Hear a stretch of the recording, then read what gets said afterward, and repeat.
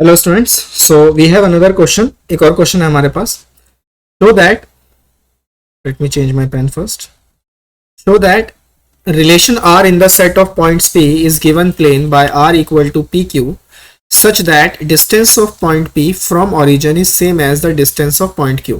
मतलब अगर इसको हम लोकेट करें तो ये मेरा पास ओरिजिन है, ये कोई p पॉइंट में मान लेता हूं और यहाँ कोई q पॉइंट में मान लेता हूं। वो q कहीं भी हो सकता है, मैंने जनरली एक ऐसे ही रैंडमली ले लिया। ये डिस्टेंस इस डिस्टेंस के बराबर है, राइट?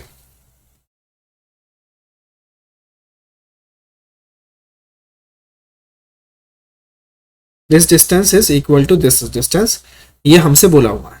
अब हमें क्या शो करना है कि ये इक्विवेलेंस रिलेशन है। अब देखो, खुद सोचो, अब पी क्यू है, पी क्यू की जगह अगर p रिलेटेड टू q है तो अगर मैं p रिलेटेड टू p करूं, ठीक है, मतलब p को p के साथ ही रिलेट करें, जितना ये डिस्टेंस है उतना ही मतलब सेम डिस्टेंस ही आएगा ना।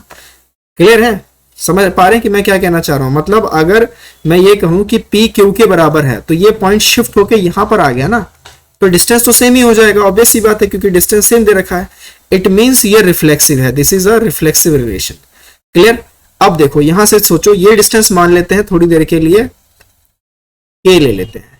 तो अगर ये डिस्टेंस k है o से p का, तो अगर p q distance of p from origin is same as q, जितना o से p का डिस्टेंस है उतना ही o से q का डिस्टेंस है।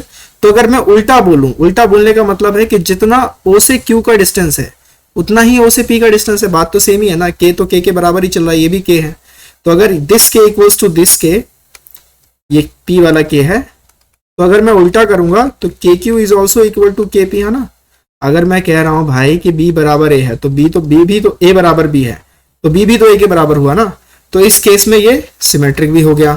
अब ट्रांजिटिव देखो, ट्रांजिटिव के लिए क्या है कि जितना ओरिजिन से p का डिस्टेंस है उतना ही ओरिजिन से q का डिस्टेंस है ना। अगर मैं एक पॉइंट ले लेता हूं r, जितना o से q का डिस्टेंस है उतना ही r से, अगर मैं ओरिजिन से मैं अगर r का डिस्टेंस ले लूं तो ऑब्वियस सी बात है o से p का डिस्टेंस और o से r का डिस्टेंस ये भी सेम होगा, ये भी k के बराबर होगा। It means it is transitive also, है ना।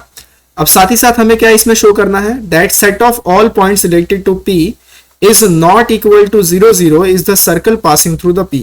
अगर मान लो कि ये सारे पॉइंट्स ओरिजिन पे ना आए, ओरिजिन को छोड़ के, ओरिजिन को हटा के, नॉट इक्वल टू 0 0, एक पॉइंट हटा दिया है ओरिजिन, बाकी जितने पॉइंट्स आप लोगे तो देखो ओरिजिन से ये डिस्टेंस सेम, ये डिस्टेंस सेम, ये डिस्टेंस सेम।